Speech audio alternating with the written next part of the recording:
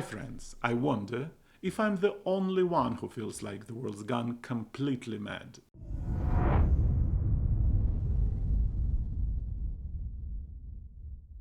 I don't know about you, but I love blogs that describe lives of animals, especially when animals of different species are grouped together. For example, the well-known blog about Danny the Labrador and Manny the cat. So many times Danny has covered for Manny, and just as many times Manny has done favors for Danny. And every time I catch myself wondering, is this a genuine act of altruism? This is exactly what stuck me in one scientific discussion.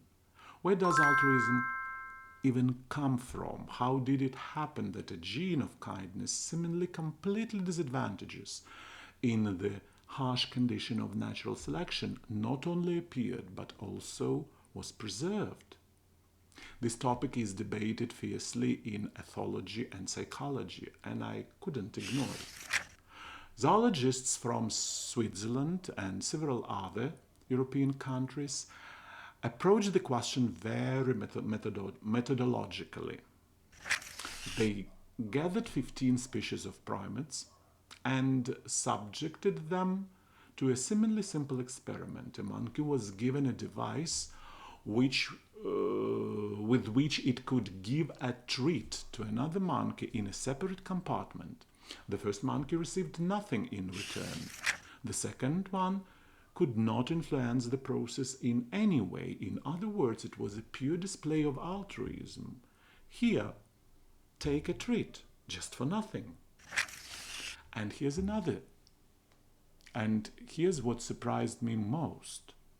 The strongest tendency toward altruism was shown precisely by those species that jointly raised their offsprings. The connection turned out to be so direct and strong that other factors like collective hunting, group size, stability of social bonds, even brain volume turned out to be irrelevant. It seems that human altruism may have its roots in that very moment that 1 hour distant great-great-great-grandmother asked a neighbor to watch the children while she was away on other duty.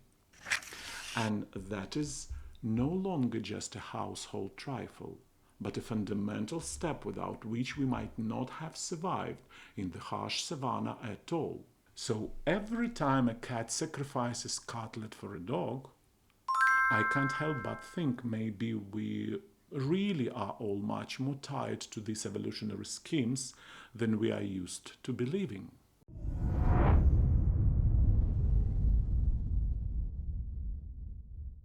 At the end of 2017, a courtroom thriller with its own episode of Living Healthy unfolded in Nizhny Novgorod in Russia.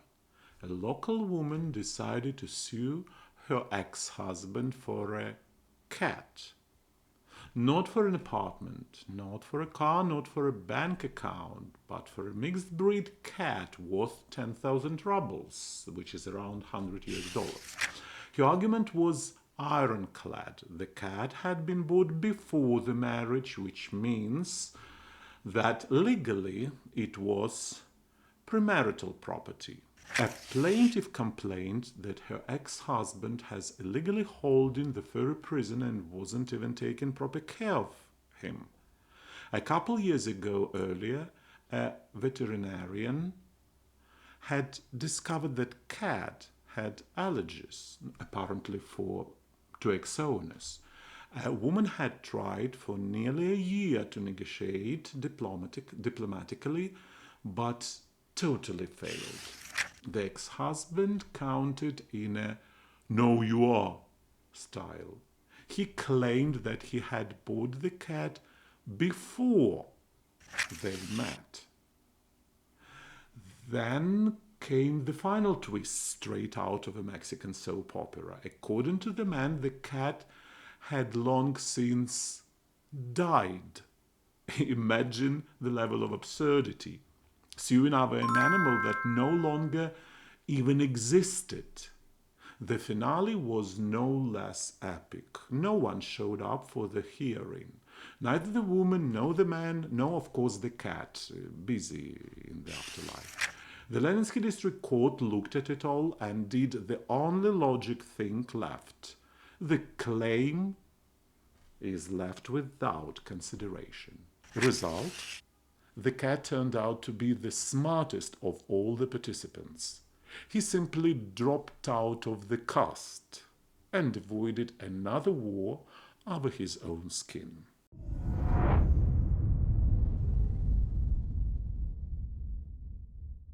Japanese engineers seem to have finally decided to prove that the fifth point is not just a place to sit, but the key to the future of high technology. They stuffed the seat with so many sensors that even fitness trackers nervously smoke in the corner.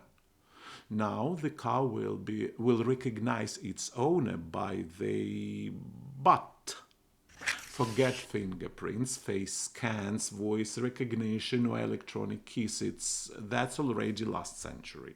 At the Advanced Institute of Industrial Technology in Japan, Professor Shigeomi Koshimizu and his cheerful colleagues bolted 360 sensors to the driver's seat. These iron inquisitors measure the pressure of every bump and hollow of your backside on a scale from 0 to 256. The result is a 3D butt map, a personal seat passport, which you can even admire on your laptop or smartphone. Just don't forget confuse it with your MRI results though. In experiments with 6 volunteers, the engineers achieved 98% accuracy, meaning in 2% of cases the car politely says, "Sorry, sir, but I don't recognize your butt." What happens if the owner gains 5 kilos or wears winter pants remains the question opened. The inventors have not yet confirmed whether the system can store multiple versions of butt, for example, summer, winter, and holidays. But if it can, and accuracy reaches 100%, then within a couple of years this anti-theft system could become a reality.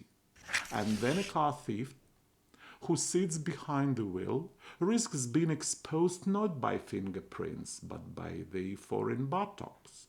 In the end, as the saying goes, you can fake your face, you can imitate your voice, but your butt, never.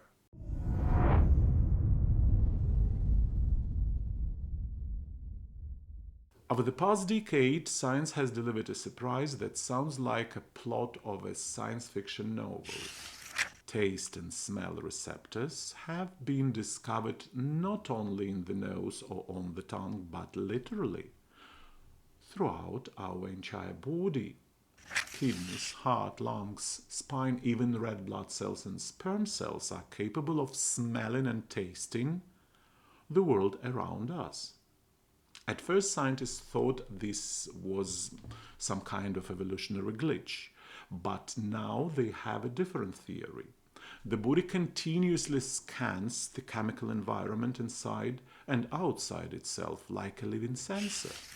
For example, in the kidney, these receptors have been found in the macula densa region, which regulates blood filtration.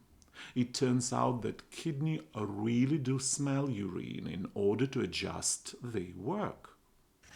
Even blood is not to be outdone. In experiments, blood cells moved toward a source of an aromatic compound as if they themselves possessed a sense of smell. And the crown of this strange picture is sperm cells. They appear to use olfactory receptors to locate the egg, like tracking dogs guided by an invisible scent. It sounds almost eerie, but there is a kind of poetry in it. Our body is not just a collection of organs and tissues, but a single, ultra-sensitive organism, constantly tasting and smelling life. And perhaps this knowledge will one day help medicine learn to control these hidden senses. from developing new treatments to creating even more precise diagnostic tools. What do you think about it? I'm really curious to hear your thoughts, my friends. Share them down in the comments. I'll be reading them all.